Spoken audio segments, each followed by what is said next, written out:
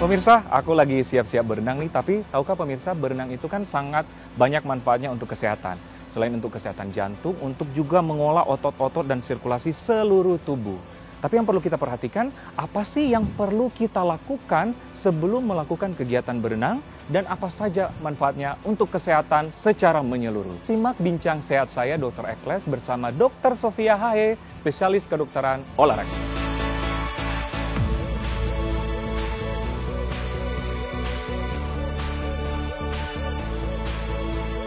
Dokter Sofia, ini lagi semangat olahraga nih, renang ya. Renang kan olahraga sejuta umat nih. Saya juga salah satu yang penggemar renang. Udah jago banget ini Dokter Ekles. Ini udah siap semua nih. Oke, dokter, kita akan membahas soal berenang. Berapa kali sih idealnya berenang, dokter? Nah, sebenarnya kalau kita bahas soal frekuensi dan intensitas berenang nih, ya berenang itu masuk ke dalam olahraga yang intensitasnya sedang. Sedang? Iya, jadi maksudnya intensitas sedang itu apa? Ketika kita kemudian melakukan aktivitas atau olahraga berenang ini, kita masih bisa mengejar nafas gitu. Nah, jadi itu kategori sedang ya? Iya, itu intensitas sedang. Tapi bukan hanya intensitas sedang nih, tapi juga low impact. Kenapa low impact? Atau apa maksudnya low impact? Low impact itu adalah olahraga yang sebenarnya beban ke lututnya itu rendah. Jadi impact terhadap, kalau kita bilang low impact, maksudnya adalah impact terhadap lutut. Jadi ini bersahabat terhadap lutut. Jadi kalau kita sudah tahu frekuensi, kalau kita sudah tahu karakteristik dari olahraga berenang ini, maka frekuensi yang tepat sebenarnya mau itu 3 kali, mau itu 5 kali seminggu, setiap hari pun nggak apa-apa. Karena balik lagi, resiko untuk kesehatan lututnya rendah, kemudian frekuensi atau intensitasnya juga bisa kita kontrol. Yang penting tidak ngos-ngosan sesuai dengan tingkat kebugaran kita saat ini. Benar, malah untuk kesehatan bagus ya. Bagus banget. Nah, ada kan orang yang hobi tuh berenang karena mungkin waktunya ya. Ada yang tengah malam, ada yang sore atau pagi-pagi. Idealnya kapan sih, Dok, waktunya? Nah, kalau untuk berenang ini sebenarnya yang lebih pas adalah apakah kita punya resiko kesehatan tertentu gitu ya. Contohnya misalkan kalau kita sudah punya gangguan jantung gitu ya, atau sudah ada kelainan jantung, biasanya perubahan suhu itu jadi sangat sensitif. Jadi kalau airnya suhunya terlalu dingin, untuk orang-orang yang punya gangguan atau kelainan jantung, jadi harus lebih berhati-hati.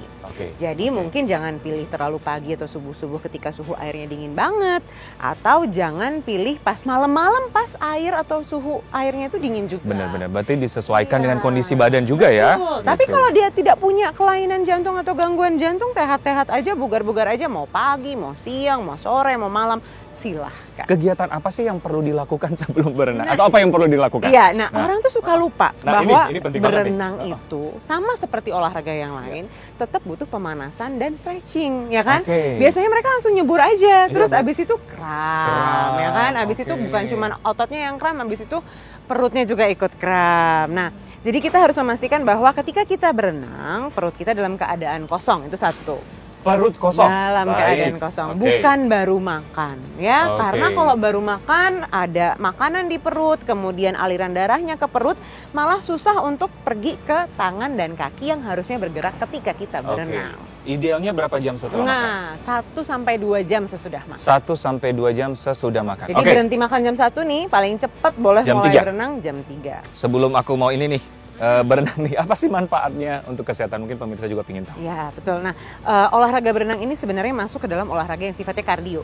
Kardio olahraga kardio. Olahraga kardio atau kita sebutnya olahraga aerobik gitu. Jadi maksudnya apa? Olahraga kardio atau aerobik ini adalah olahraga yang meningkatkan denyut jantung dan melatih kesehatan jantung dan paru-paru kita dan pembuluh darah kita. Nah, jadi manfaat dari olahraga ini adalah tentunya satu, menyehatkan jantung. Ya kan? Kedua, menyehatkan paru-paru dan pembuluh darah juga karena sirkulasi jadi lebih lancar.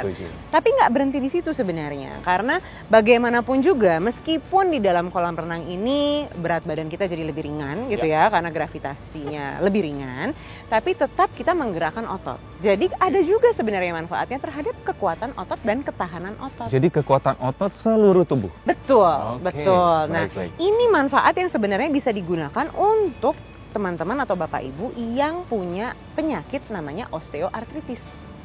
atau radang sendi, terutama biasanya di lutut ya. Benar, gitu.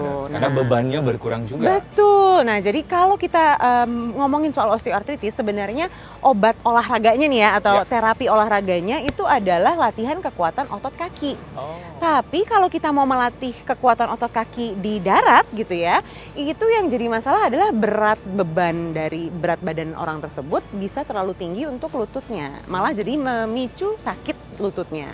Nah, jadi makanya di kolam renang, latihan kekuatan otot itu bagus untuk orang-orang osteoartritis karena ototnya dilatih tapi tidak membebani atau lebih ringan bebannya terhadap si lutut orang tersebut. Oke, tadi kan ngomong-ngomong penyakit yang dianjurkan malah dengan kegiatan olahraga berenang. Kalau yang kontraindikasi dokter atau tidak dianjurkan? Yang pertama tentunya adalah orang-orang yang tidak biasa berenang. Jadi mungkin baru belajar berenang, kemudian nafasnya tidak terlalu teratur atau tidak bisa dijaga dengan berenang gitu ya. Sebenarnya ada yang bilang asma ini bagus dengan berenang. Tapi kalau di awal-awal belum terbiasa, justru harus hati-hati nih untuk berenang. Karena malah bisa men-trigger kejadian asmanya atau serangan asmanya. Apalagi kalau airnya dingin. Karena kadang-kadang ada orang yang trigger asmanya adalah suhu dingin. Nah, jadi hati-hati itu yang pertama. Yang kedua adalah seseorang dengan cedera, entah itu cedera bahu atau cedera lutut yang tidak dapat digerakkan secara maksimal. Jadi kita bilangnya range of motion atau gerak sendi atau ruang sendinya.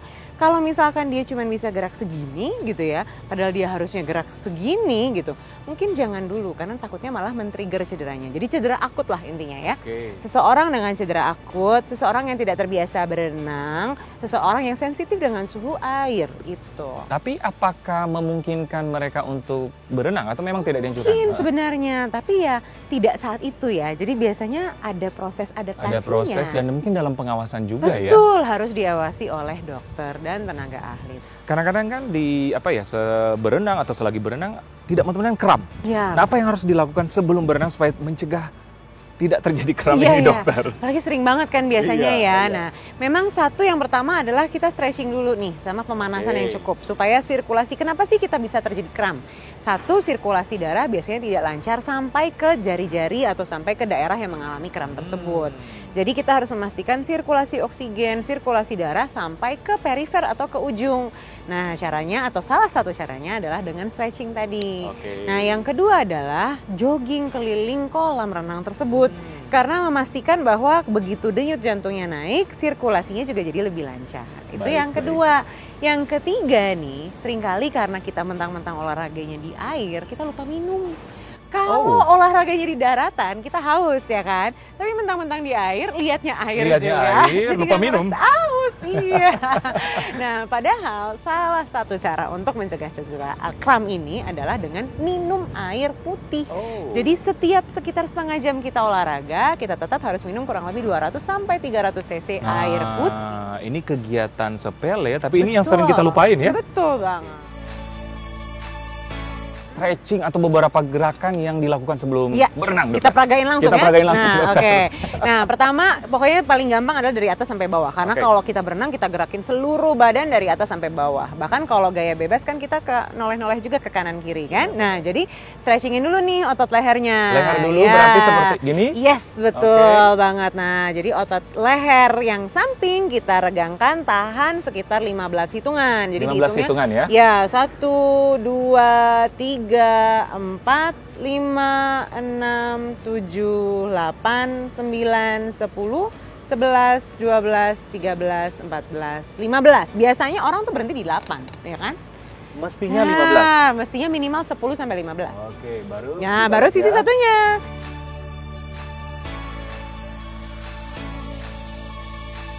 Setelah itu? Ke bawah. Mundur. Yes. Ditahan boleh sama tangan, yes, betul, supaya otot leher bagian belakang juga teregang dengan baik.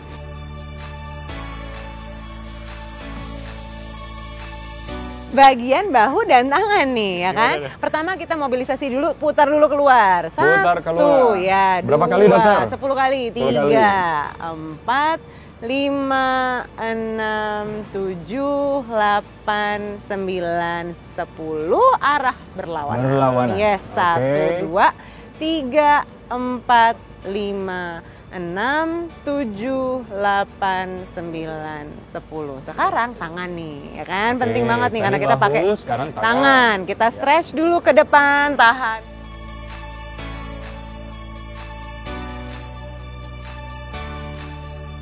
Sekarang kita stretch tricepsnya nih, jadi tarik ke sini. Nah, otot yang di sini nih. Nah.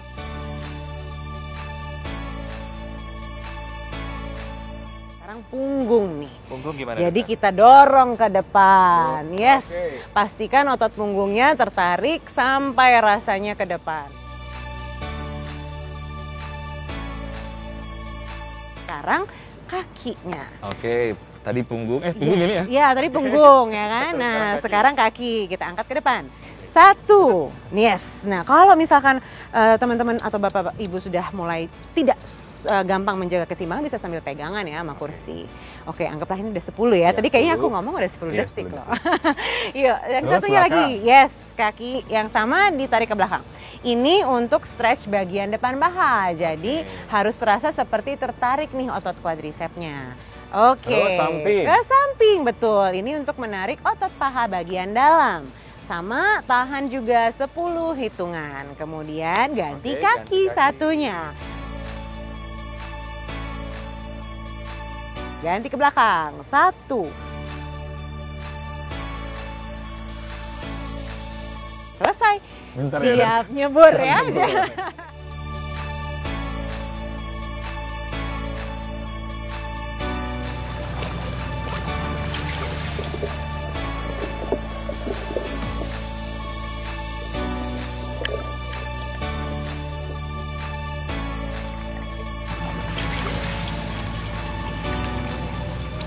Oke pemirsa, itulah tadi perbincangan saya dengan Dr. Sofia Haya, spesialis kedokteran olahraga. Ternyata berenang sangat banyak manfaatnya untuk kesehatan. Saya Dr. Eklas untuk Hidup Sehat Plus.